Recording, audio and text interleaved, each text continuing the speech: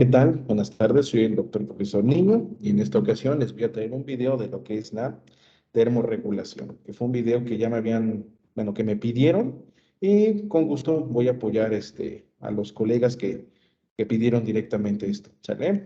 Entonces vamos a ver.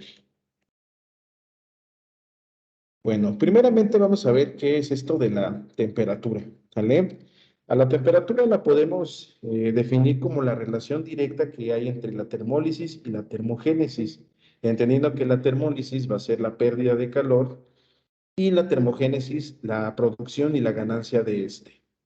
Otro de los conceptos que podemos explicar aquí es que es el punto de calor constante que puede mantener un ser vivo, o en este caso una persona, y que va a depender de factores tanto intrínsecos como extrínsecos. Factores intrínsecos, hablando propiamente de lo que es la fisiología de la persona, y extrínsecos, principalmente el factor ambiental. Y por último, tenemos que también puede ser el grado de calor generado por el cuerpo. ¿Vale?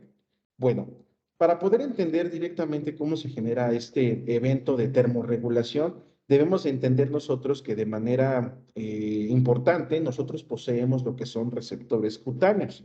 Entre ellos, y hablando específicamente de lo que es la temperatura corporal, tenemos a lo que son los receptores de Ruffini y los receptores de Krauss. Son receptores que tenemos propiamente en la piel, en la parte de la dermis, y que son receptores que van a estar en contacto con la parte externa o con la parte extrínseca principalmente, puesto que los corpúsculos de Ruffini van a ser los termorreceptores responsables de detectar los estímulos calurosos o lo que es propiamente el calor o las altas temperaturas, y los corpúsculos de Krauss van a estar encargándose de detectar lo que son los estímulos a la baja temperatura o propiamente a lo que es el frío. Ahora, estos receptores nerviosos están perfectamente conectados o tienen una asociación directa con un órgano del encéfalo que nosotros conocemos como el hipotálamo. El hipotálamo hay que recordar que es un área del encéfalo que se ubica por debajo de lo que es el tercer ventrículo cerebral y que específicamente es una área multinucleada, puesto que va a poseer distintos núcleos y estos núcleos a su vez se responsabilizan de diversas funciones o acciones. Vamos a ver que los podemos dividir en núcleos anteriores, medianes, posteriores y lateralizados. Son bastantes núcleos. En esta ocasión, pues este video no trata directamente de lo que es explicar la función del hipotálamo. Sin embargo, lo menciono porque ahí es donde vamos a encontrar nosotros al famoso termostato o al centro regulador y el centro regulador de la temperatura. Bueno, ¿qué es importante destacar aquí? Como se los dije hace un momentito, el control térmico depende de factores neuroendocrinos. Y en este caso, en efecto, al mencionar yo o al decir que el hipotálamo es el centro regulador de la temperatura, es entender el por qué razón o entender el por qué directamente decimos que es el centro regulador, porque es algo muy común que mencionamos, ¿no? Hipotálamo, centro regulador de la temperatura. Es muy sencillo. Vamos a entender que específicamente existen dos núcleos responsables directamente de lo que es esta termorregulación, que son el núcleo anterior y el núcleo posterior. Si nos regresamos un poquito a lo que es la imagen, vamos a encontrar directamente a lo que es el núcleo anterior. Un poquito. Ajá, vamos a encontrar lo que es al núcleo anterior, ¿sale? Y vamos a encontrar a lo que es el núcleo posterior. Estos dos núcleos hipotalámicos son los que se van a responsabilizar de poder detectar la temperatura. En el caso de lo que es el núcleo anterior, tenemos que este va a responder a los estímulos de calor, mientras que el posterior va a responsabilizarse de los estímulos a lo que es el frío. ¿Sale? Entonces, desde ahí entendemos que el hipotálamo va a ser estimulado a partir de la recepción nerviosa que ya platicamos hace un momentito con los receptores de Ruffini y Krauss. Ahí vamos a entender que desde ese punto va a correr lo que es la información y que específicamente en el hipotálamo se van a estar generando se va a estar generando esta información en sí y que va a responder directamente a diversos estímulos. Entonces, ¿cómo vamos a entender directamente esta partecita o este elemento de por medio? Bueno, lo que nosotros vamos a tener primeramente es la recepción directa de lo que es o estímulo calor o estímulo frío, dependiendo de cuál sea, en este caso, lo que estamos nosotros ejerciendo, ¿no? Lo que estamos encontrando. Para ambos casos, vamos a ver que la información se va a generar directamente, bueno, va a pasar a ser filtrada ahí a la zona del tálamo y el tálamo a su vez manda la información hacia lo que es la zona cortical, hacia la zona de la corteza del cerebro. En el caso como tal de lo que es el hipotálamo, como bien lo dijimos, ya sea núcleo anterior o núcleo posterior, es el que se va a poner como tal en marcha. Algo muy interesante aquí que debemos de nosotros entender es que cuando existe como tal una ganancia de calor, cuando el cuerpo está teniendo directamente un aumento de la temperatura, lo que nosotros vamos a tener van a ser estímulos que principalmente van a tratar de inhibir aquellos elementos que generen calor, como cuál, como el metabolismo, como la contracción muscular. En sí, si ustedes han notado, cuando hay temperaturas calurosas, nos da flojera hacer muchas cosas o simplemente como que no te dan ganas o de hacer algo, ¿no? En sí. Y esto es principalmente porque a partir de que el hipotálamo es estimulado con esta temperatura, con esta ganancia de calor, entendemos directamente que los sistemas del cuerpo que hacen o que generan directamente una ganancia de calor van a estar totalmente disminuidos o van a tratar de disminuirse principalmente. Esto con la finalidad de poder no producir más calor. Y otro de los elementos que nosotros asociamos ahí es directamente la estimulación de las glándulas sudoríparas. ¿Por qué las glándulas sudoríparas? Bueno, porque las glándulas sudoríparas ahí necesitan como tal vertir lo que es el sudor o refrescar directamente lo que es la piel. ¿Para qué? Para que al contacto del sudor o de la piel húmeda con el aire ambiental, esto nos permita como refrescarnos o permita que en cierto modo la temperatura poco a poco vaya disminuyendo. En el caso del frío, van a estar invertidos directamente los elementos, puesto que si nosotros empezamos a perder calor y obviamente está estimulado lo que es el frío, los estímulos que se van a responder aquí directamente son principalmente los que tengan que ver con el aumento de la tasa metabólica. El aumento propiamente del metabolismo, que esto tiene que ver con lo que es la glándula tiroidea, va a estar como tal presente. Eso y también se va a poner en marcha lo que es el movimiento muscular. De otra manera, podemos entender que el movimiento y el metabolismo se van a aumentar, se van a acelerar, que son características muy importantes del paciente que presenta una disminución de la temperatura corporal. Empiezas a sufrir de temblores, por alguna razón, las personas o en sí la gente como que tiene más sensación de consumir carbohidratos, lípidos y demás. Misma situación por lo que les comento del metabolismo.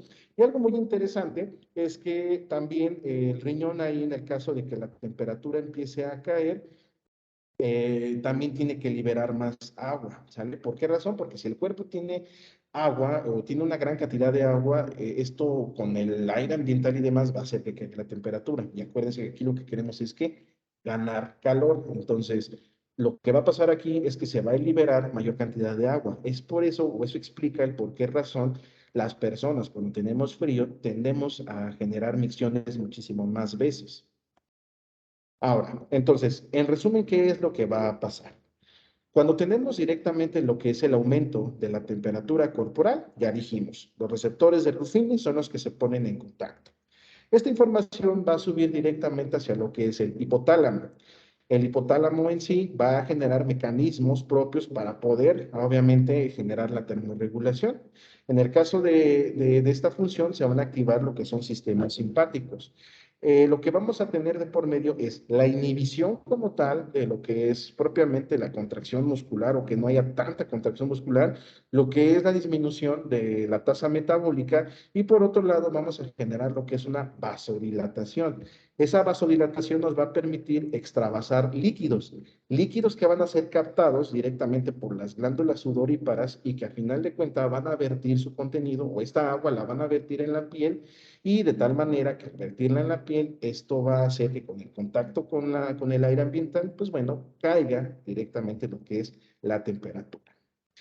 Por su parte, si la temperatura corporal está disminuyendo, si tenemos frío, entonces en este caso, ¿qué es lo que va a empezar a generarse? Los corpúsculos de Krauss se van a poner en marcha, bueno, se van a poner en contacto al detectar directamente esta temperatura, mandan directamente la información a lo que es el hipotálamo y de igual manera vamos a activar sistemas simpáticos. Por un lado, va a aumentar lo que es la tasa metabólica. El metabolismo tiene que volverse un poco más gradual, tiene que hacerse con más énfasis. Vamos a ver directamente que también se van a generar espasmos musculares o contracciones rápidas de los músculos que nos van a permitir en sí tener o generar directamente lo que es calor, aparte de esta mecánica. Vamos a tener aquí en sí lo que es una vasoconstricción, esto con la finalidad de que no se pierdan líquidos o que no se extravasen líquidos, y esto va a permitir directamente lo que es la ganancia como de calor.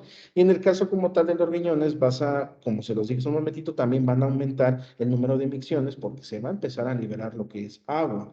Teniendo estos elementos de por medio, entendemos que la temperatura poco a poco tendrá que ir elevándose. Esto explicará por qué los pacientes neonatos, en los pacientes pediátricos, en los principios meses, o bueno, más bien los principios, en los primeros días de vida extrauterina, les es muy complicado como tal controlar todo esto, porque ellos vienen de una vida intrauterina donde básicamente ahí la temperatura era alta y era constante, y que ellos de repente pongan en marcha sus mecanismos, vaya, es un elemento ahí que tienen que poco a poco comenzarse a adaptar. Y bueno, en el caso como tal de lo que es la fiebre, que es una de las alteraciones que tenemos en relación a la parte de la ganancia de calor, pues bueno, ¿qué es lo que nosotros vamos a encontrar en sí? Aquí vamos a ver que la fiebre se va a dar, o la respuesta pirética se va a dar principalmente porque tenemos un agente agresor, tenemos una agresión. Esto puede ser algún tipo de agente meramente patógeno de tipo biológico o inclusive agentes de carácter físico, porque también sabemos que las lesiones pueden generar lo que es un aumento de la temperatura de manera focalizada. Lo que nosotros vamos a tener en sí es que estos elementos o estos agentes patógenos, estas agresiones, van a estar liberando lo que conocemos como agentes pirógenos como tal. Estos pirógenos lo que van a hacer es que van a empezar a generar una alteración directamente sobre la recepción del sistema nervioso.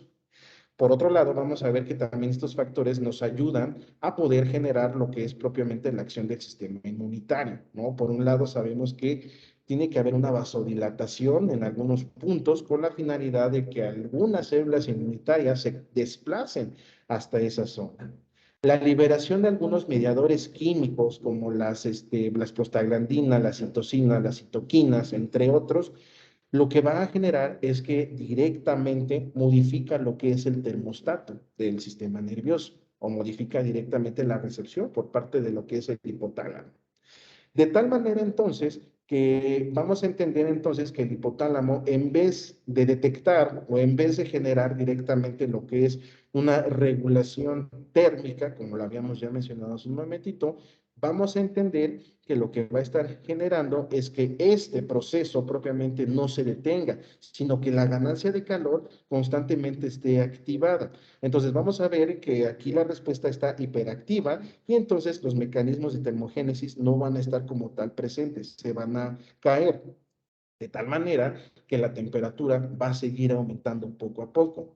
Esto es principalmente por las agresiones que existen sobre los agentes patógenos. Hay que tener muy en cuenta que la fiebre se da como respuesta ante un mecanismo agresor. Puede haber fiebre localizada o focalizada o puede haber fiebre de tipo sistémica, dependiendo de cómo se genere directamente el mecanismo de lesión. Pero debemos entender que la fiebre en sí es una respuesta propia ante los mecanismos agresores, no una respuesta que nos va a ayudar a eliminar agentes patógenos, que eso sería totalmente distinto. De otra manera, sabemos que si el cuerpo tuviera la capacidad de destruir agentes patógenos por calor, la temperatura tendría que aumentar a muchísimos grados y mi cuerpo estaría diseñado para poder aguantar o soportar dicho calor. Pero de ahí en fuera sabemos que si hay un aumento de la temperatura corporal de manera súbita y abrupta, en algunos muchos casos se puede dar la hiperestimulación de la actividad nerviosa, que en algunos casos, y sobre todo en los niños, es bien común lo que son las crisis convulsivas. Bueno, con esto me despido por el día de hoy. Espero que les haya quedado un poquito claro lo que es el sistema de termorregulación y recuerden amigos, bueno, amigos, colegas, el conocimiento se comparte para formar profesionales en el área de salud de manera adecuada. ¿Sale? Nos vemos.